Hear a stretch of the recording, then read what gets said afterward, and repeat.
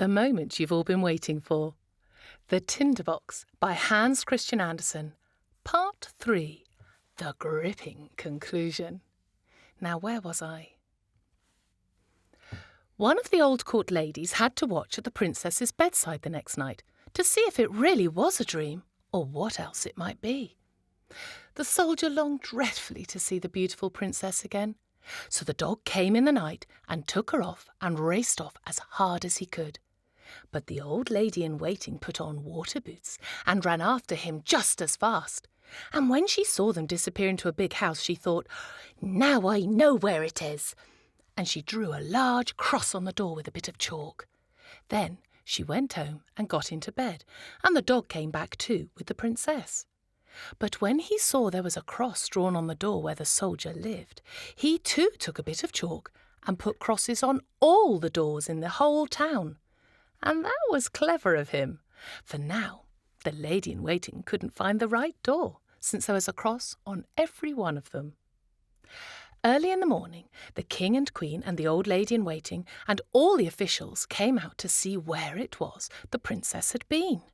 "Here it is," said the king, when he saw the first door with a cross on it. No, it's here, my darling," said the queen to her husband.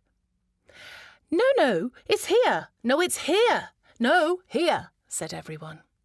Oh, for everywhere they looked there were crosses on the doors. They could see it was no use searching.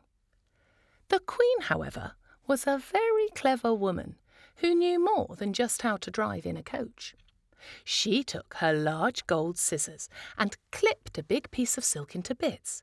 Then she made a pretty little bag, and this she filled with fine buckwheat flour, tied it to the princess's back, and when that was done, she cut a little hole in the bag so that the flour could run out all along the way that the princess went. At night, the dog came again and took the princess on his back and ran off with her to the soldier, who was very fond of her by now and would dearly have liked to have been a prince so as to have her for his wife. The dog never noticed the flour running all the way from the castle to the soldier's window, where he used to run up the wall with the princess. So in the morning, the king and queen could see plain enough where their daughter had disappeared to, and they took the soldier and put him in the lock-up. There he sat. Oh, how dark and dismal it was. And then they said to him, "Tomorrow you are to be hung." It wasn't amusing to be told that, and he'd left his tinder box behind in the hotel. The next morning he could see through the iron bars of the little window the people hurrying out of the town to see him hung. He heard the drums and he saw the soldiers march off. Everyone was on the move. Among them, a shoemaker's boy with a leather apron and slippers, going at such a galloping pace that one of his slippers flew right off against the wall where the soldier sat peering out between the iron bars. "Hey, you shoemaker's boy, you needn't be in such a hurry," said the soldier to him. "Nothing'll happen before I come there. But if you don't mind running to the place I lived at and fetch me my tinder box, you shall have 4pence. Only you must put your best foot foremost."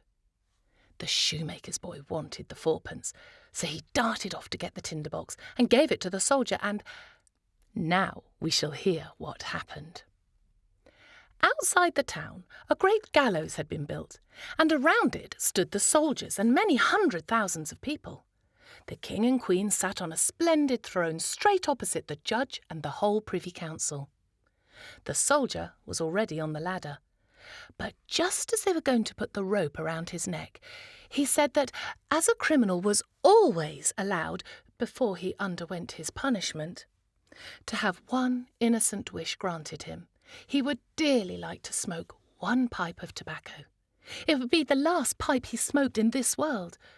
Well, the king couldn't say no to this, so the soldier took out his tinder box and struck a light.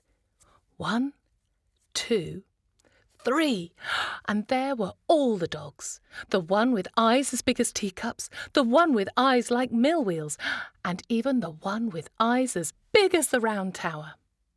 "Help me now, so I shan't be hung," said the soldier. And the dogs dashed at the judges and all the council, took one by the legs and another by the nose, and threw them yards and yards up into the air, so that they tumbled down and were broken all to bits. "I won't," said the king. But the biggest dog took him, and the queen too, and threw them after all the rest. Then the soldier took fright, and all the people called out, "Dear good soldier, you shall be our king and have the lovely princess."